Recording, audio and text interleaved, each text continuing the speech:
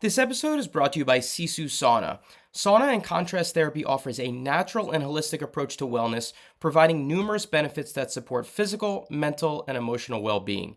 Heat from the sauna helps relax muscles and improves blood circulation, aiding in the recovery of strained or fatigued muscles.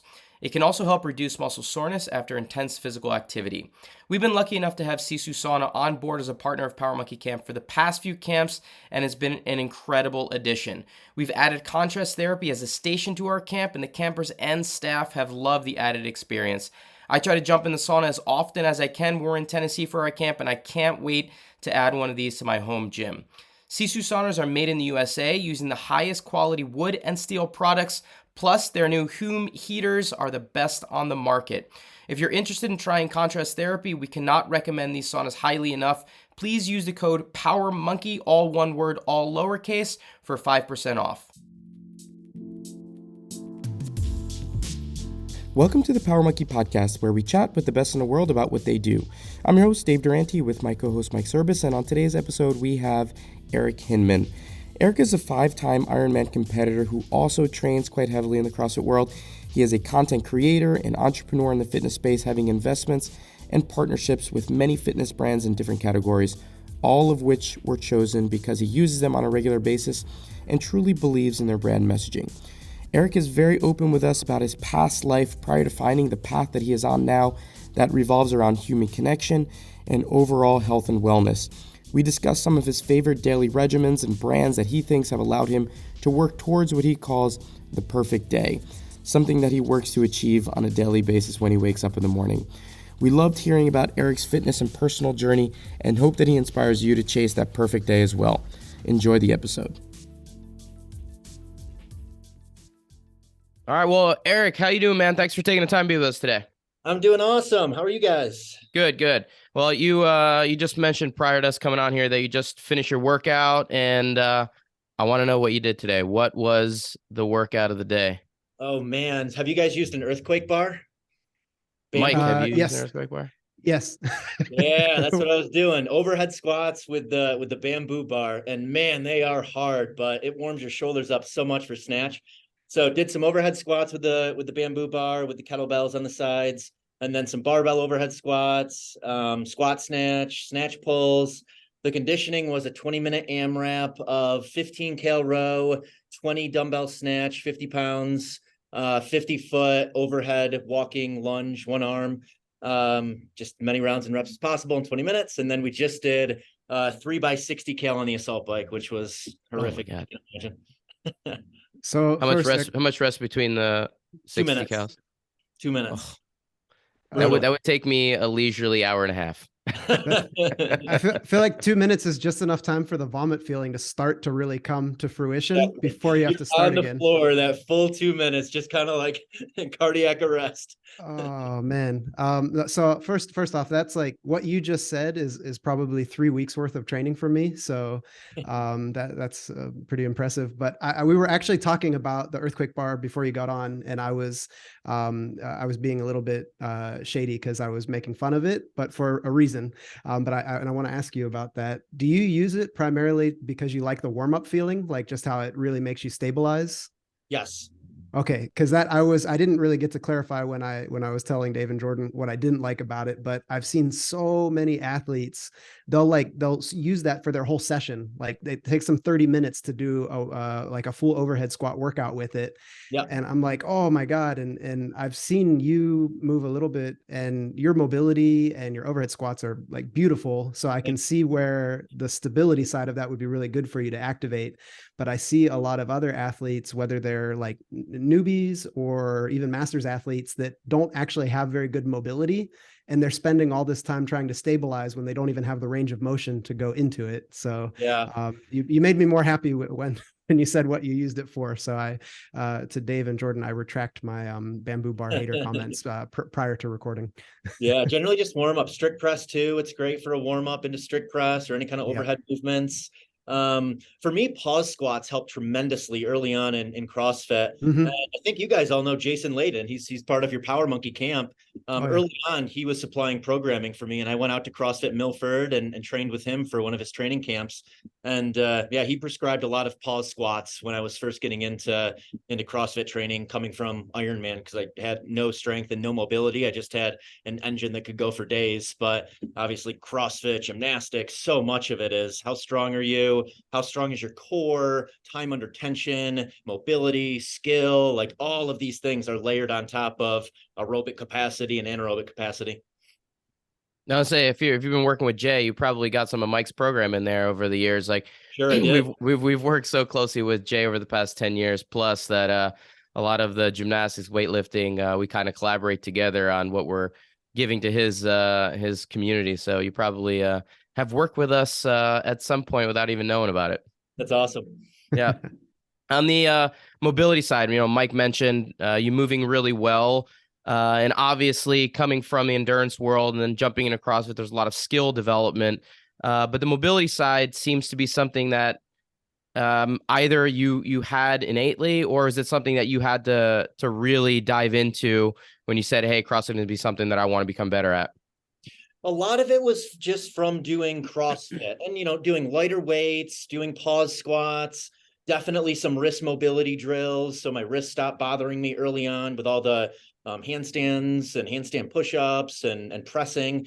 But I've never done any of the like GoWatt or any of those mobility apps. I'm sure I could benefit a ton from doing them, but it really has just been from doing CrossFit, but a lot of accessory work too, using crossover symmetry. And when I first got into it, I went into it with the Ironman mentality of I'll train 5 hours a day and I'll be an elite CrossFit athlete in a year. I got this.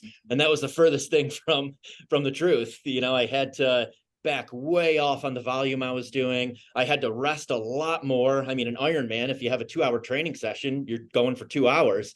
And that's kind of what I wanted when I was walking into the CrossFit gym. I'm like, why are you guys resting all the time? Like, let's just ride this assault bike for 2 hours. And I learned that, to develop anaerobic capacity, sometimes you have to rest way longer than the work time to hit that same effort again. And same with strength. Like, you can't just do everything as an EMOM or, every 45 seconds, another rep. Like, rest 90 seconds to 2 minutes to hit another heavy set of deadlift. And it wasn't until I backed off on the volume and followed a process. I'm sure, Mike, you dish out percentages and, there's a method to all of this. And gymnastics with you, Dave, there's a method to all of this. And there's a big difference between training and exercising. So I had to learn that the hard way in triathlon, and I learned that the hard way in CrossFit. Well, you seem to have done incredibly well for yourself on the endurance side and triathlon and Ironman world. And from what I'm seeing, I'm taking a look at your numbers in the CrossFit Open for the last few years, and you're steadily progressing. And obviously, you're in the 40-4 right now, and you've had your best year ever this past Open. And I'm curious, one, if there's intention behind it, or if you do CrossFit for fun and it's just something that you enjoy to kind of add another layer of your training, or if you have goals around qualifying for the games. You finished 14th in the 40-44 worldwide this year, just out of, qualification for the CrossFit Games. And so I'm curious, is this a legitimate goal for you to say, okay, what do I have to do to make that next step? Or is it, hey, if it happens, it happens? It was the latter up until I went to the CrossFit Games last year to spectate. And that really gave me the itch of, I'm close, like, let's focus on this. So each year, I moved to Colorado in 2017. My last Ironman triathlon was 2014. 2014 to 2017, I was still training much more endurance than CrossFit. And then when I moved to Denver in 2017, I started doing more CrossFit and following programming, going from hybrid performance method to Fraser's HWPO. I've now been following that for almost 3 years now, ever since he launched it. And, with that, I've progressed quite a bit in my weaknesses, which are mainly strength, getting my back squat, front squat, and Olympic lifts up. The conditioning is there, the gymnastics and most of the skill work is there. It's really just getting a bit stronger. So yeah, after spectating the CrossFit Games last year, I certainly got the itch, and that is the focus now. Is I would love to get to the games, and to do that, I've had to back off on a lot of the cardio that I do, the zone 2 cardio. Most of my mountain bike rides now are no longer than 60 or 80 minutes. I maybe run 10 to 15 miles a week. And I had to back off on those a lot in order to gain the strength I need. My engine and cardio and running and biking was way up here, but strength was here. And now they're starting to come a little bit closer together. And you guys know CrossFit's all about being, well-rounded. You got to be good at all of it, because if there's one workout, a 1 rep max snatch where you finish outside of that top 3%, you're not in the running. And it's so competitive. Obviously the Open is competitive, and the Open division is competitive, but the Masters is as competitive as it's ever been. As we're seeing these athletes just transition into the Masters division, the guys you're going against are, in some cases, former Games champions themselves. You're training by yourself for the most part. You said when you guys were training, so maybe you have a training partner out there in Denver.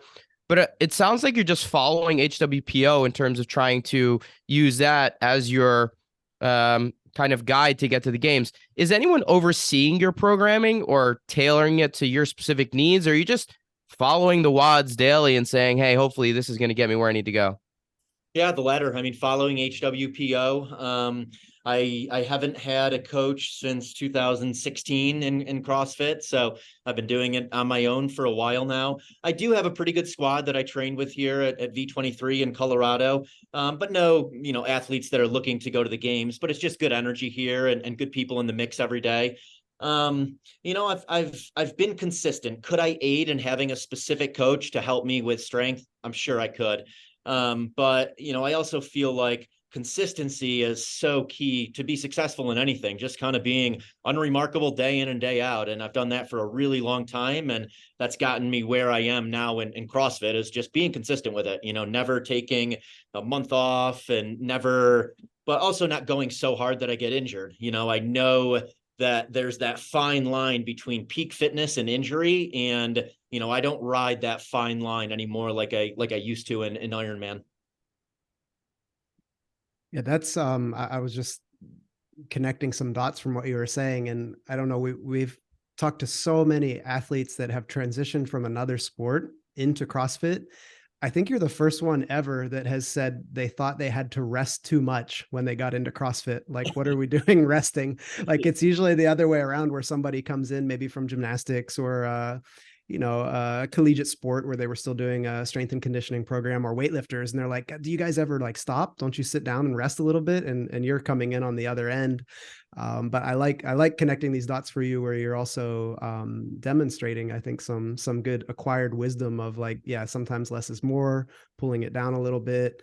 So many beginning athletes in CrossFit, yeah, they just go gas pedal to the floor, and then either burn out or get hurt. And then masters athletes, that's constantly, especially with us at Power Monkey, we get so many masters athletes that come around because they want to maybe slow some things down and work on some skills that they never developed. Or me personally, I'll get a lot that were following a program that was maybe too much volume, too much work, and realizing that to stay healthy and consistent is probably the fastest long road to the games. Yeah, definitely. And I still enjoy so many other things. I mean, I live in Colorado. It'd be just horrible for me if I wasn't mountain biking, or I wasn't rucking or trail running or hiking. I mean, we're just blessed with beautiful nature all around us here. So, while I would love to get to the games, it's not the same tunnel vision I had in Ironman, where every training session I was thinking about Kona. As the season gets closer and when I'm in the Open, sure, I'm thinking about that. But in today's workout, I'm not thinking about that. I'm having fun. I'm pushing as hard as I can without, riding that fine line of injury. But I also want to go mountain biking later on this afternoon, and I'm going to do that instead of doing a double gym session. So I still like doing a lot of things outdoors that just provide me with tremendous mental clarity, energy, and presence. So does the altitude affect you at all? I mean, obviously your endurance is, 99th plus percentile comparatively to the other athletes you're competing against right now. But is is it different? I don't know where you came from before, but is the altitude part of your training, or is it something that you notice as you're going through these workouts? You adapt to it. So, I mean, when I'm doing the open workout, I don't think that I'm in any disadvantage doing an open workout here compared to someone doing an open workout on the, East Coast at sea level. If I go down, and I don't time it like this, but, if I were to go to sea level, the same day, or maybe, the day after is the open workout, you have a small advantage for sure. I feel a little bit superhuman. And the same is true if I go up and if I mountain bike for 2.5 hours at 10,000 feet, like I come back to Denver and I have a day or so where I feel like I have a little added boost. But I'm out here more for the weather, the people, the access to nature. It wasn't, I wasn't out here when I was training for Ironman. That would have been a wise decision doing that and then going down to sea level to do the Ironman races. I don't think it affects strength at all. It, just some with the conditioning. And then certainly people that are flying in here, the first day or two, they're going to be heavily affected by the elevation and any kind of conditioning. So definitely don't come to Denver to do an open workout, one day before the workout. But I think after like 7 or so days, you adapt to our elevation. Yeah, Yeah. I used to live in Colorado Springs at the Olympic Training Center, and I was very excited to move there and like prove my worth to Team USA and prove my worth to my coach. And my first day there, I got in the gym, and Saturday mornings would be our conditioning days, and we would go through these like, it would basically be like a CrossFit type workout, way before, we were actually doing CrossFit. And every other guy in the team had been living there. They were going to do two rounds of this circuit. And my coach was like, just do one round today because, you're not adjusted yet. And I was like, fuck that. I'm doing 2 rounds just like everybody else. And I'm going to like blow these guys out of the water. I finished the 2 rounds and I went and like threw up everywhere outside of the training center. Later, my coach was like, and now you will listen to me moving forward about the way that I tell you to do things. It like crushed me. Obviously, as a gymnast, it was like the worst thing in the world, but I'll never forget that first day of doing conditioning at altitude. I was like, yeah, this is why gymnasts are not meant for this stuff. It was, it knocked me in my ass pretty good. Yeah. I mean, the more aerobically fit you are, the less I think it affects you because your body is good at processing, CO2 and moving oxygen through your body. So I was doing a 14er this past fall, and I decided to do like 10 or 12 burpee broad jumps at the summit. And it felt like I had just done the hardest assault bike interval. I was laying in the snow for about 2 minutes afterwards. My heart rate got so high. So, I mean, it will jack your heart rate up a lot faster, and it takes a lot longer to recover the higher up you go. I really notice it from 10,000 feet up. And then, at 13, 14,000 feet, for sure, major effects on your cardiovascular ability. It'd be fun to see a CrossFit work, a competition up that altitude, right? Great. Yeah, like a See high who rock. survives. We talked about doing a high rock simulation workout at the top of Pikes Peak. Oh, wow. Amazing. Amazing. Oh, Do you ever do incline? Do you ever do the Manitou Spring I incline? do. I love it. Yeah, I've Yeah. done it with a weight vest, without the weight vest. That's super fun. Yeah, I mean, talk about just like a high intensity, high output. I can't What, run, but there's yeah, guys that run. that was part of our training. We didn't do it too much, but it would be part of our training. Every once in a while we go out there, and the triathletes at the training center were the ones who had set the record. Do you know where your time is without 20, vest? 26, 25, 26. Wow. Wow. Unreal. Unreal. If anyone ever is curious about it, I would highly recommend checking it out. It's basically like a straight mile up this mountain just outside of Colorado Springs, Manitou Springs, and it's beautiful. It's absolutely a gorgeous, gorgeous spot, and it'll kick your ass.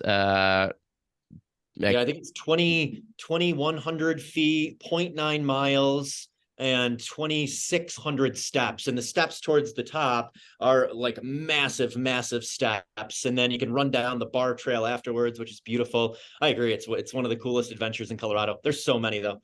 I love it. I love it. I'm so ashamed to say that I was living and training out there at the training center as well for like 2 years, and I never once went there because all of the rest. I mean, I was a weightlifter, so I was like, that's gonna wreck me for the next week of training.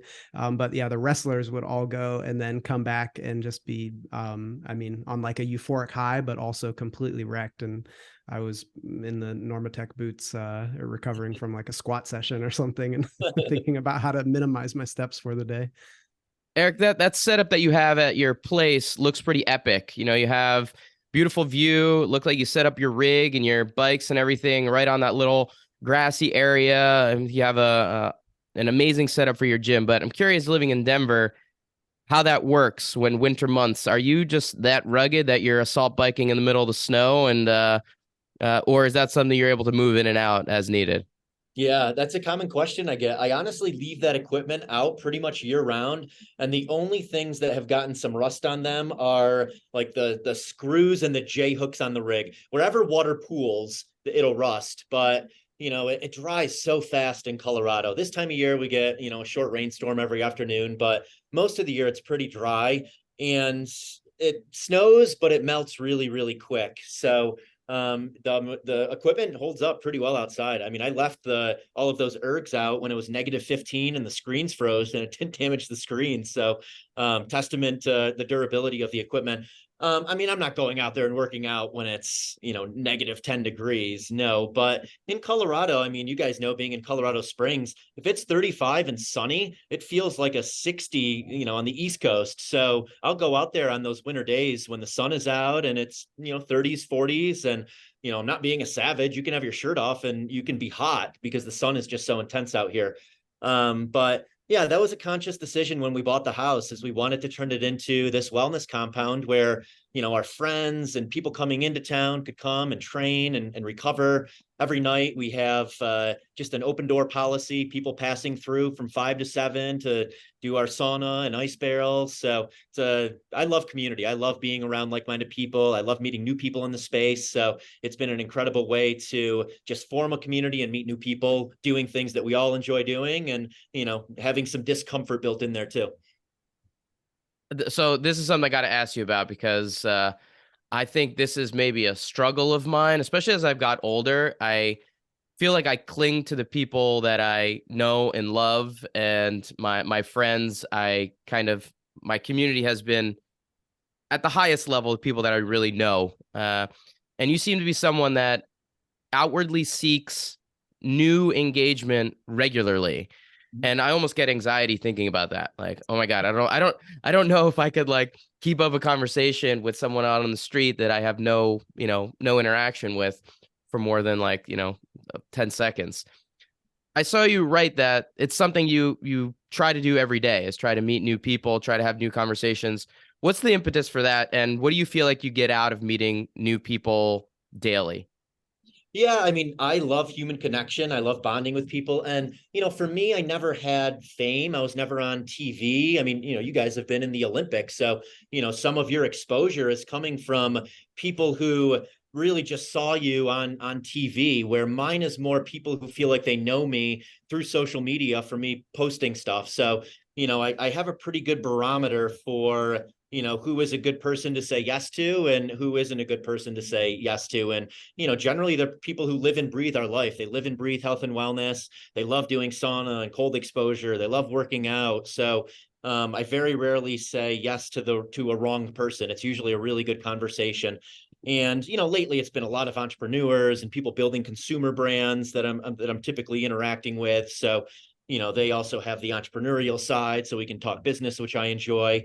But I've always been in sales. I've always built my own businesses. I've never worked for anyone. So I've always had to interact with people and develop relationships. And I realized over time that, social capital is so valuable for so many. Like, I love connecting people. That's one of my favorite things to do. Like when we first chatted, Yeah. like, what brands can I connect you with? I get a lot of value out of that, out of seeing you start working with someone I'm working with, or you become friends with, someone else in the space.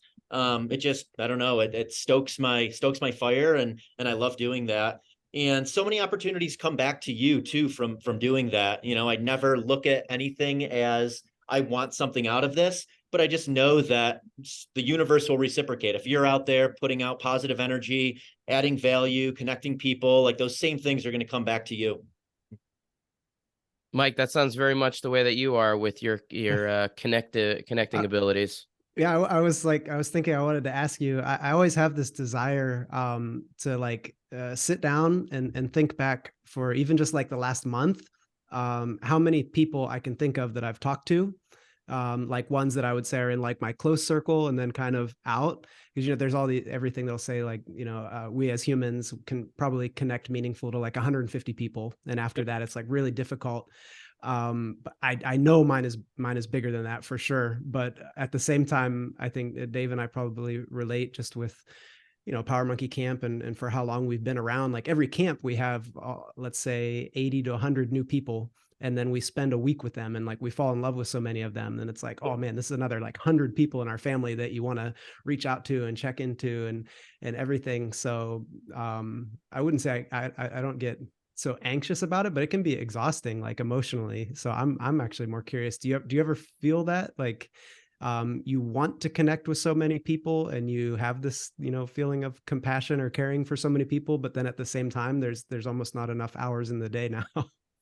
For sure. And, I'm really good at in-person connection. Mm, I'm not reaching out to people all the time, like on the phone. Like this is really just, people I'm working out with each day and the mhm, people that are coming over to sauna and cold plunge. And, that's my circle for the day. And the mhm, people that are doing that the most are kind of my inner tribe. And I certainly have my, 50 people that, I interact with the most and I'm conscious about interacting with, because I know that there's so much value that we each provide each other. I mean, my social battery, in order for it to be recharged, I need 3 1-hour mountain bike rides by myself a week, and it recharges it. So I am cognizant of that. Like I'm yeah. not like when I'm working out, I'm doing my thing and I allow others to join in and they can go at their intensity and their weight. That's the beautiful thing about CrossFit. Where in the Ironman space, like, if you want to come run with me, okay, we can meet in the parking lot, but I'm doing my thing, you do your thing, and maybe we'll see each other when we both get back. So Mm, Ironman was very different, where I was doing everything for me and I was doing it at my paces to get to where I wanted to go with it. Um, and then the sauna is just a great place to allow new people to come into the mix. So it's generally a mixture of close friends and then, maybe one or two new people that are coming into the picture. But yeah, I am conscious of like solitude. I think it's so important. I get a deep tissue massage every other week. And the main reason for that is just 90 minutes to check out, not have my mhm. phone going off, not having any stimulation, and just kind of reset my nervous system, but also um, do some checking in to make sure, I'm on track for where I want to go. I'm living my life by my design.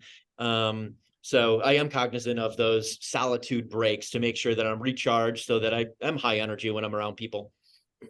I want to ask you about, you mentioned it a couple times already. I want to dive a little deeper into your recovery regimen, specifically about sauna. You mentioned people coming over to do contrast therapy, whether that be in the ice barrel in your Sisu, or you have a pretty regimented, I'm going through your daily schedule here, and your recovery is pretty regimented out. I'm curious if this is a daily thing or if this is something that you try to do every once in a while, but you start with 50 minutes of infrared sauna, and then you do 75 minutes of contrast therapy, and then 15-20 minutes of red light therapy after that. Is that something that is a daily thing, or is that something that happens every once in a while when you have the time for it? Yeah, so I have to rewrite that. That was when I first moved to Denver and I was going to Denver Sports Recovery. I would do that protocol pretty much every night. And over a 1 to 2 year period, all of my aches and pains from the Ironman years went away. And it was also during that time period too, I realized I wasn't getting sick anymore. My stress resilience was incredible. I had zero temper, just happy and jovial all the time. And I was having some of the best conversations of my life with people in the sauna. Now the routine is at my house and we do the Sisu barrel sauna and the ice barrel. Then I do 3 rounds, 20-ish minutes in the sauna around 200 degrees, and then 3 to 5 minutes in the ice barrel, 40 to 45 degrees, depending on how much ice we got or how many people we have over that are using it. So, and I'll do red light therapy couple nights a week. But yeah, that contrast therapy routine is generally every single day that I'm in Denver. And if I'm traveling, I'll look for an Airbnb with a bathtub so I can at least take a hot Epsom salt bath. We have friends in a lot of places that have similar setups, so we'll stay with them so that, I can do the same recovery routine. In the Ironman years, I mean, I used exercise like a drug after a while, where I needed it to feel like I was pushing the ball forward, to feel like I had the mental clarity that I wanted, to feel like I was progressing. And it was to a fault. I think it's easy to get addicted to that savage mentality of just like continually burying yourself. And that's how you get injured, and that's how you reduce cortisol or increase your cortisol levels, reduce testosterone. You get moody. So I learned my lessons with that, and this recovery routine now is a way to get that same high, but to allow my body to recover instead of doing another workout to get that endorphin rush. The contrast therapy to me was the one protocol that I used to do every day when I was training, that I actually felt real tangible benefits from. Like I would go to bed just so relaxed and feeling like I was ready for the next day's training. And I'm so glad to see more people not just doing it, but having real access. We're lucky enough to have Sisu and Ice Barrel on as partners for our camp, and we love it. Conscious therapy has become one of our stations at camp, that we're really using Dawn Fletcher and all of her knowledge to be able to pass along how to do it correctly. But can you go through your protocol one more time so we can kind of pass that along to make sure that our listeners know what that is? Yep, 3 rounds, 20 minutes in the Sisu Sauna, set at about 200 degrees, and 3 to 5 minutes in the ice barrel, 40 to 45 degrees. I generally start on the sauna and I end on the cold. And I do it from 5 to 6:30, 7-ish every night. More than anything, that's when it fits with my routine, and that's when others can join. I really enjoy doing it with other people.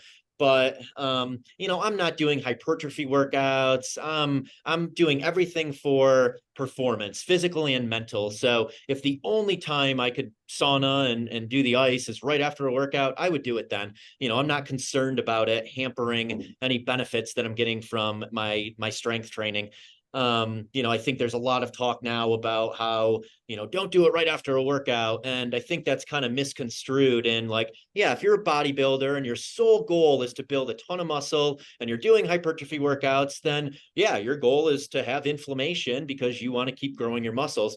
But if your goal is performance, if your goal is feeling good day in and day out, if you want to, replicate volume day in and day out, then contrast therapy is a hell of a good thing to do whenever you can fit it into your schedule, so that you're not as sore the next day, you're not as stressed out, your nervous system feels good, you're ready to go. I love it. I got one last question about the sauna. I saw a picture of you doing headstand in the sauna. I'm curious if that was just an awesome shot, or if there's benefits that you found of being inverted in the sauna. That was just an awesome shot. Okay. I was like, how did I not know about this? I get upside down everywhere. I mean, if there's a place to do a handstand or headstand, I've done it before, but that was the first time I saw somebody doing it in the sauna. I was like, all right, there's got to be some benefit, but just a great shot. We might have to get one of those next time we're at camp. Yeah, yours would look a lot prettier than mine. You've spoken about this idea of trying to pursue the perfect day, chasing the perfect day. I'm curious exactly what that means to you, and also what in your eyes actually goes into being a perfect day. Yeah. So my first career was in property and casualty insurance, and it was very much a surviving chapter. But at the same time, my father gave me a great opportunity to build a book of business that has become an asset, a residual income, and allowed me to take a lot of risks in life, not only financially, but also with my time. So after I built that book of business, I continued building other businesses, which were the financial risks that some of them paid off, some didn't. But I also had some freedom and flexibility to design my days the way I wanted to. And it was really during those Ironman years when I had a lot of time alone with my long runs and long rides. And you guys know this with long training sessions, like it's a lot of solitude, and you have a lot of mental clarity in all of the exercise that you're doing. So I started writing out, like, these are all of the people that brought me positive energy, where I was just completely in the moment with them. I gave value and I got value. These are the activities I did today where I was just completely in the moment. I wasn't thinking about doing anything else. I was just in flow state. And these are the environments that I was in where I thrive, like being outside as opposed to being indoors, where I, just in the moment, loving life. And I started building my day around all of those activities, that environment. That's why I moved to Colorado, and those types of people where I felt like I was adding value and getting value, and we just were having flow state conversations. And over time, I wrote out my tiny wins. These are things that I try to accomplish every day. And a lot of them are built around movement, nutrition, sleep, human connection, giving, meeting people. So I have this list of tiny wins that every single day, I no longer really have to think about it. I've been doing it so long that they just happen each day. But early on, I had to think about like, okay, how do I design my day around all of these tiny wins throughout the day so I live my best day ever, my perfect day. Mike?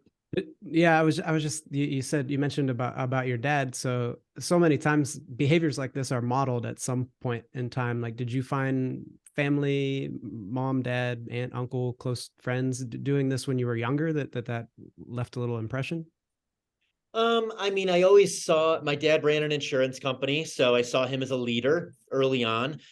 Great public speaker. So, I admired that always. And my mom was a school teacher. So, she was looked to as a source of education and knowledge. So I think I definitely took things from them. I'm an only child, so I think that has some to do with it as well. The human connection piece, where I always had friends over playing basketball in my backyard, and always had friends over playing ping pong, and I've always enjoyed hosting and being around people. So I think that has to do with being an only child, where my girlfriend, on the other hand, she grew up with two brothers, and oftentimes she locks herself in the bedroom because she needs space and time alone, because she grew up with brothers that were probably annoying the hell out of her a lot of times. And my upbringing was different. So yeah, I'm sure there was some of it. But I think it's also just being mindful.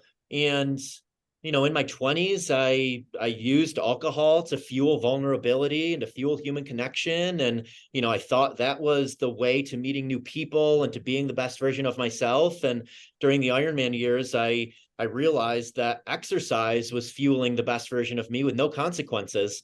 So, that's ultimately why I started to design my life around it, and why, up until recently, I haven't really had any goals that I've been chasing. I enjoy getting my heart rate above 155 and lifting heavy weight and being outside for 60 minutes every day. And all of these things, I just feel like make me the best version of myself with no downside to it. There's no depression that comes from it. There's no, lull in energy. There's no effects on my sleep. Either one is a snowball effect in one direction. If you eat healthy, exercise, sleep well, that's going to create this whole snowball effect of positive behaviors and opportunities coming into your life. And if you drink and sleep shitty and eat poorly and then don't have the motivation to exercise, then that's going to be a snowball effect in the other direction. I think one of the other keys that you mentioned that kind of sticks out to me too is like an awareness and gratitude factor. So, I mean, I wouldn't say there's a lot of people, but there's a lot of people that we interact with and talk to that are high achieving, high performing, would probably say, yeah, I'm doing what I want, but would always maybe be wanting more, or yeah, they have, admirable goals that they're reaching for, but at the same time, they're not savoring what they're in. And that's just what it sounds like when you're talking is you seem to also take the time, you credited your dad, like he gave you a good opportunity. Some of us can forget that from time to time, that like we've been given an opportunity. So at the same time, you're trying to seek that out to maybe give others opportunities. We know you've got some angel investing that you like to do, and that seems like a really probably rewarding endeavor to go into. Oh, super rewarding. Yeah, I mean, I have right now staying with me 23-year-olds that are helping me with social media, and I'm helping connect them to brands they can work with, and I want to see them crush it. They're go-getters. So I love giving back, and I love seeing people win, and I love seeing my tribe win. So on the entrepreneurship side, obviously, we're a small business, and we love the fitness space. It's where we want to spend our lives as well. I'm curious if you have some tools that you've recognized to be helpful within that, either you've pulled from brands that you work with that have really hit home runs, or some things that you've passed along to some others that have been in a similar path that you say, these are great building blocks to have within your brand, or is every brand kind of unique in terms of building their own unique culture? Yeah, I mean, so I specifically work with consumer brands. A lot of them are direct to consumer in the wellness space. And the most successful things I see are people buying into a lifestyle behind your brand, which you guys have, you're preaching an active lifestyle and, mobility and contrast therapy and eating healthy. So 10,000 I've been with since day one. And, people that buy the 10,000 clothing, they're buying into a lifestyle, and they're buying into the 10,000 hour rule, and they feel like they're part of something. That's another big part of a brand, is feeling like you're a part of something. The best brands, they really feel like they're your friends. We do tons, my girlfriend and I, Sarah, we do tons of community events. Literally every weekend we're doing some kind of community workout. And we're looping in all of the brands that we work with to see product at these community workouts. But building community is huge too. And what I've noticed is a lot of us in the wellness space, we share a following. Bobby probably follows, me and the three of you. And if all four of us are sharing, a new product or service that we love and use, then all of a sudden Bobby is like, oh, wow, I feel like everyone is using this new product or service. I'm interested now. So I've noticed that has been huge in me helping work with brands. I mean, in this space, I never intended it for it to be a business. I was insurance and software and restaurants and gyms, and through Ironman, developed a following on social media, and, brands sending me stuff. I'm like, this is cool. And then a brand saying, hey, I'll pay you $100 to post a picture. Okay, I can do that. And, the last 3 or 4 years, it's turned into a consulting type business. And, I seed a lot of product. I have a big product seeding list. I loop brands into all the events I'm doing. I introduce them to event organizers. I invest in a lot of the brands I work with. I introduce them to investors. So, I think about it as a consultant of how can I move the needle? How can I provide massive ROI for this brand, instead of me thinking like I have this number next to my name that provides so much value for them that they should pay me for it. Like, I have the opposite approach of, I think, how a lot of, people that have a number next to their name think of social media and making money off it. I mean, that's probably the healthiest approach I've heard of taking Yeah. advantage of a large social media following from what we've normally heard in the past. But it's challenging, I would assume, to be able to manage um, being able to authentically preach these things and not come off as just a salesman, right? And what are how do you do that on social media to be able to say, I really authentically love these brands because I think the product is great, or because I've had great interactions with them and they have a culture that I want to be associated with them, and be able to do that in a way that comes across to your followers, the people that want to emulate what you're doing, without just saying, hey, I'm trying to sell something, but I authentically really appreciate what these brands are doing. Yeah. So some of my metrics are, can I move the needle for them? And would my audience be interested? And is it a product or service I use? And that, for me, generally means I'm working with a smaller company in the wellness space. Like, I don't want it to be a transaction. I want to feel like I'm providing value for the company. That's why I generally work with smaller, early stage consumer brands. And I want to feel like I'm providing value to my audience, and that I'm exposing them to the latest and greatest. I mean, I've always been a consumer of Gear Patrol and Uncrates and Cool Hunting. Like, I like brands. I'm a whore for good marketing. When I'm in the grocery store, like, my eyes are drawn to the drink section with all the flashy new drinks. Like, I love learning about that stuff. So, I think I share my love for it with my audience. And then with that, like, I also try to provide unique stories and knowledge that I've amassed over the years, while trying to loop in, the brands I work with. Having a direct relationship with the founder is super important to me. Again, because I'm acting as more of a consultant. So I want to make sure that I'm connecting them with other founders. I'm connecting them with private equity firms. I'm, really moving the needle for them beyond being, just a posting board. So yeah, do I use the product or service on a regular basis, which makes it easier for me to create content around it, because I'm not a trained photographer or videographer. It's really just me documenting my days every day, living life the way I want to. I am hopping on a lot of calls with the companies I'm working with, just consulting type calls to chat marketing and events I have coming up. And then, yeah, smaller brand where I think I can move the needle for them. And would my audience be interested in this? Meaning it's not a brand that they've already, heard about from everyone else, and I'm just a billboard. I love it. Is your audience more triathlon endurance world and some CrossFit, or are you noticing that the CrossFit world is starting to become a bigger part of your following? I really think it's probably more that are just interested in designing their life around health and wellness protocols. Early on, for sure, it was triathletes, but that was 2010 to 2014 before I really amassed any kind of following. My following has really grown more substantially the last 2 or 3 years.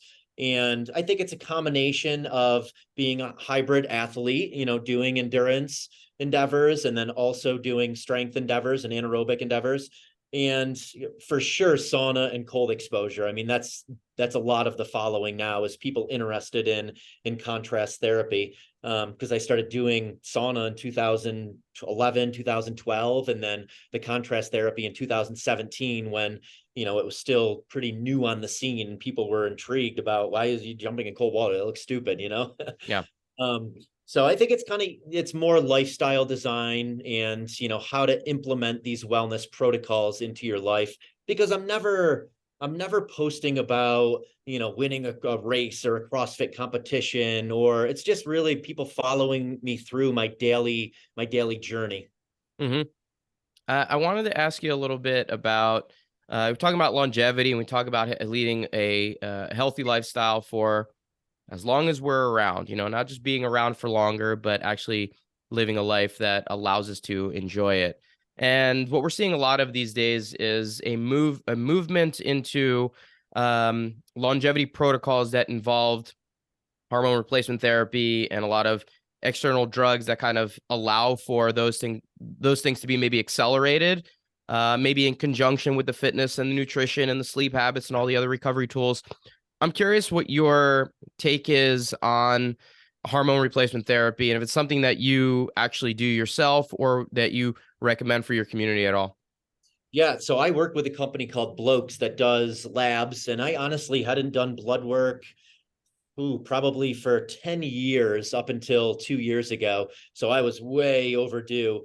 I had no idea what was going on under the hood. So I've certainly been preaching that a lot of like, hey, get your labs done. I'm 42, so get your labs done on a regular basis.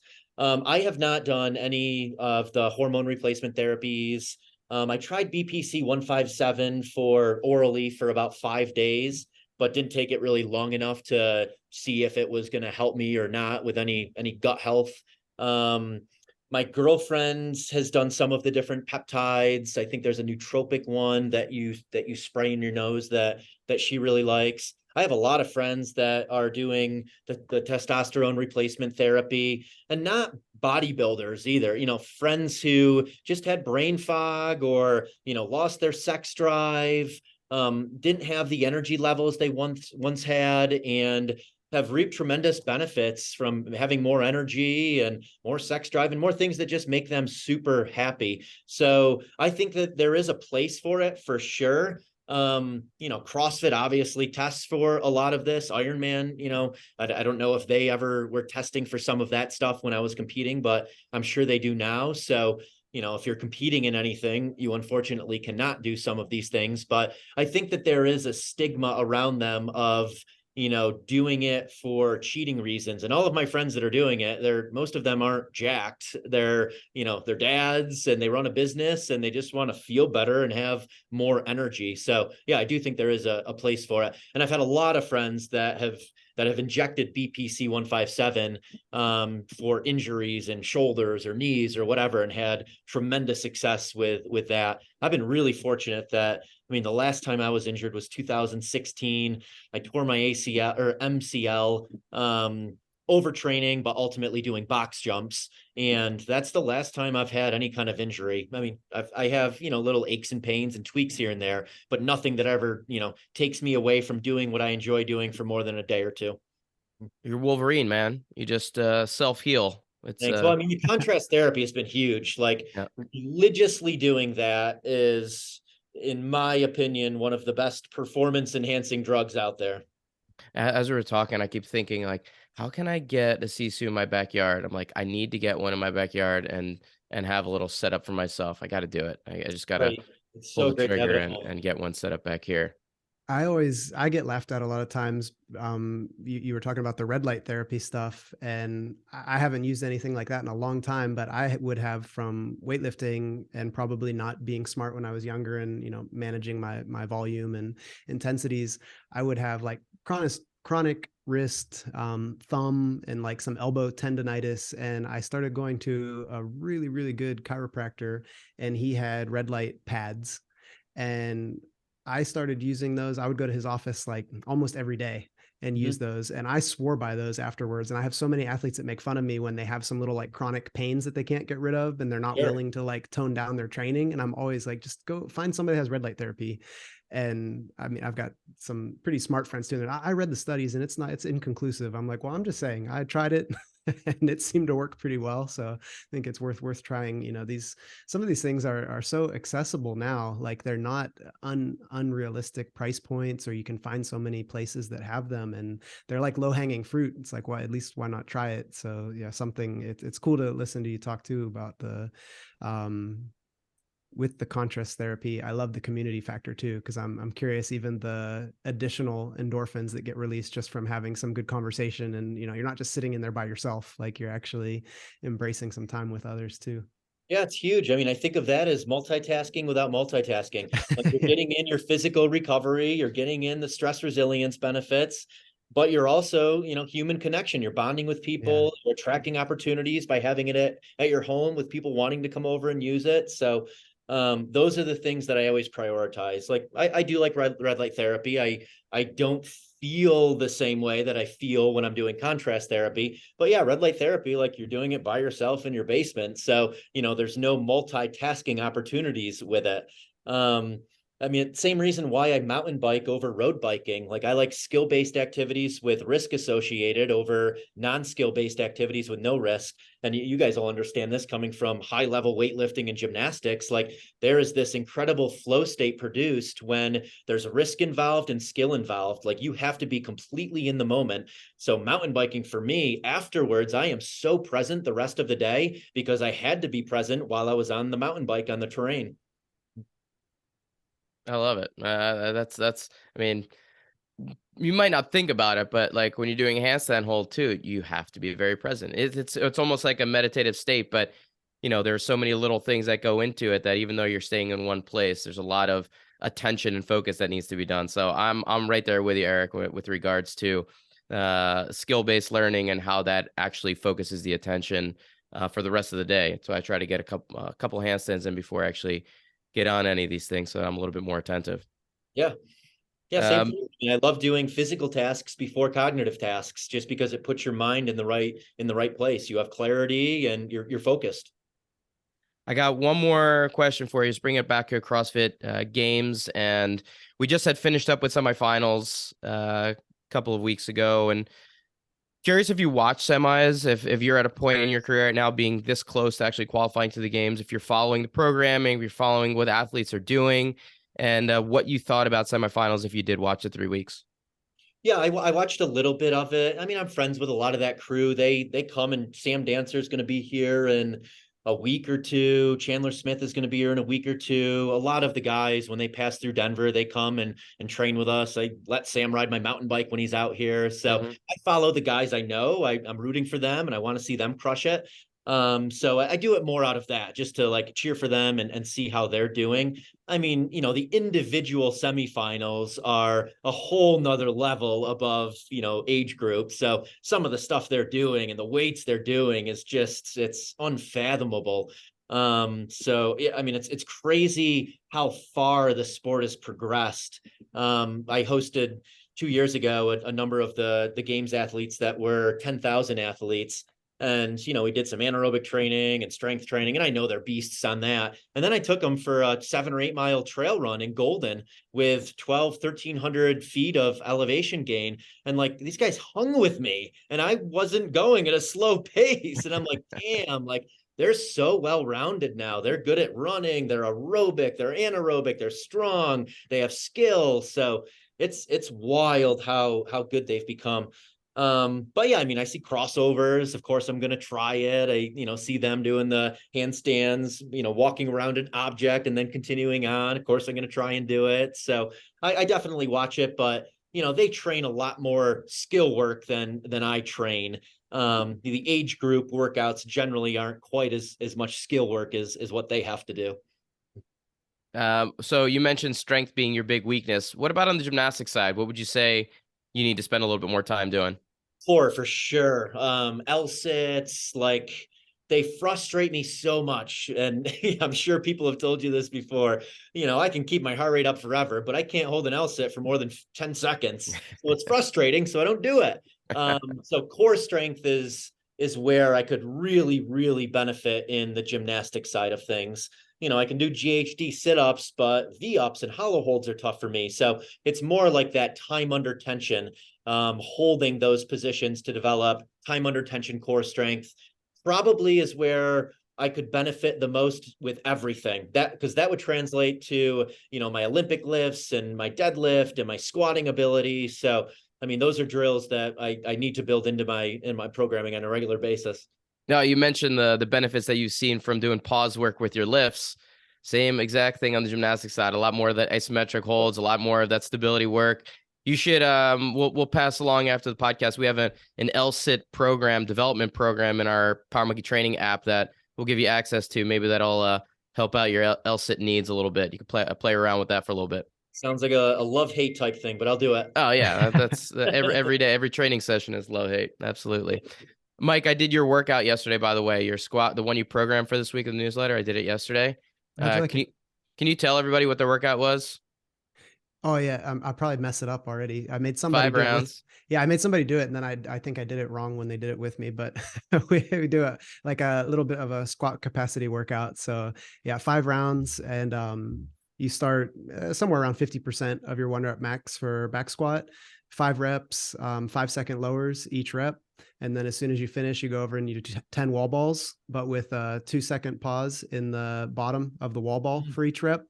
Every round, the wall balls stay the same, but you increase like 5 to 10% on your back squat and drop a rep. So like by the end, you should be, 80, 85%, depending on how you feel for a solid tempo back squat, and then just accumulating those 50 wall balls. But for me, it's a good way to trick people into embracing their bottom position. So like you said, you played around a lot with Jay and having a lot of pauses in your positions. And surprisingly, I've found that pausing in wall balls has been helpful for a lot of athletes too. Just find their like flow and comfort. So yeah, I love that. That was what I noticed yesterday too. When I was pausing in the wall balls, I'd never really done that in a wall ball workout. You try to get out of that bottom as quickly as possible, but pausing there actually felt really good after the heavy squat, heavy-ish.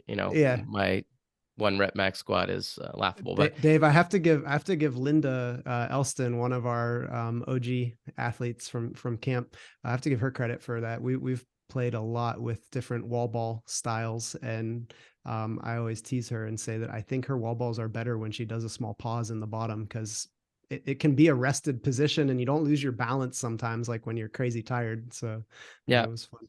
That's a fun one. And Linda is, we definitely got to give her a shout out. We're going to see her soon out in Crete in Greece. We're leaving for our Crete retreat. This is Eric. This is something you'd get a kick out of. We do a retreat out in the beautiful beach area of Crete, Greece, this little town called Plaka. Mike lived there for a couple of years, and we have a friend of the Power Monkey family that owns a beautiful 4-villa location where we bring out a bunch of friends and come and hang out for a week, and we're leaving in a couple of days to go do 2 back-to-back weeks. So we have that coming up. But Linda is a games podium winner in the Masters division, somebody that has kind of followed a path that you're aspiring in terms of trying to get to the CrossFit Games, and she's amazing. But this Crete retreat is definitely someplace where we can go and hang out and do a lot of wall balls together, Mike. Yeah, I'm hoping she podiums this year, and then we can say that the Crete retreat is the road to the podium, because last year she was 4th place, so this year she's going to come to Crete. That'll be like a little built-in pre-games, let's say recreation, vacation training moment, and then get out there. Love it. Oh, Well, man. Eric, a couple of last minute questions for you if you're cool with it. Quick ones. What sport or discipline do you prefer, weightlifting or gymnastics? Oh man, great question. There's only Probably, one great answer. There's only one yeah. great answer, though. I would go weightlifting lately because I've seen the most progress with it lately. All right. See that?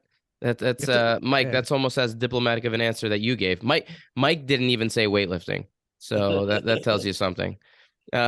Question number 2, someone that you've come across recently that might be a good interview for us on the podcast, a friend, someone that, from maybe the entrepreneurial world. Yeah, I mean, 2 people instantly come to mind. Brian Mazza, who runs HPLT, which is kind of similar to what you guys are doing. High performance lifestyle training is what it stands for. And it's a lot of fitness, recovery, but he also loops in speakers. He had David Goggins come and speak, Frazier come and speak. He has a lot of Navy SEALs come and speak and lead workouts. He would be a really good person for you guys to chat with. You're both doing similar things, building communities and bettering people's lives. And then Sahil Bloom is someone who I met at that retreat in Montauk a couple of weeks ago, and he was a really interesting guy. A guy in private equity, like in his 20s, making millions of dollars a year, but realized that he didn't want to be his peers, like where he was headed. He was getting into health and wellness routines and wanted to be more in the health and wellness space, and walked away from his super high paying job with a family, moved back to the East Coast, and has since built an even bigger business around social media, a newsletter, and just he's writing a book soon. He's an incredible personality and one of the best writers I've seen. That's amazing. Can you say his name one more time? I don't know if I caught it. Sahil Bloom, Sahil Bloom. Yep. No one has ever given us suggestions that quickly, and that was impressive. Yeah, that was amazing. Off the top of your head, you the workout definitely gave you a very clear mind. Awesome to see. Last question here. If you're a book reader, a book that you've come across that you recommend or you're reading right now, or a TV show or a movie that you found to be interesting or worthwhile passing along. I'm watching Arnold Schwarzenegger's documentary right now on Netflix, as I'm sure many others are. So that's been really good. I love How to Win Friends and Influence People, Dale Carnegie. I think that's a book that everyone should read. And I love Tim Ferriss's books were definitely powerful. I read them years and years ago. I don't read as much now as I used to. I more consume, I think we all consume, shorter bits of information. I listen to podcasts. I listen to Andrew Huberman and people that Andrew has on. Rogan, certainly I'll listen to if it's a guest that I'm interested in learning from. Love it. Well, thank you so much for the suggestions and the time. Where can people find you and follow along with this amazing journey you got going on? Yeah, best place is just my name, Eric Hinman, on Instagram. Perfect. Eric, thank you for the time, man. Appreciate getting to know you a little bit more. It was great to chat with you at camp, and the offer absolutely still stands for you to come out to camp and experience what we got going on in Tennessee in person. So if you can make it out with us sometime within the next year, we'd love to have you. I would love to do that. 100% taking you guys up on that. Perfect. Well, to all our listeners, thank you all for being a part of another one of these podcasts we got going on. Please be sure to head over to powermonkeyfitness.com for more services and upcoming events. Like we mentioned, we have our Crete retreat coming up in a couple of weeks, so you can follow along with. You can check out our Instagram pages for regular teaching and technical content at Power Monkey Fitness, at Dave Durante, and at Mike Service. On behalf of Power Monkey Fitness, we're your hosts. I'm Dave Durante with my co-host Mike Service. And until next time, thank you all for listening.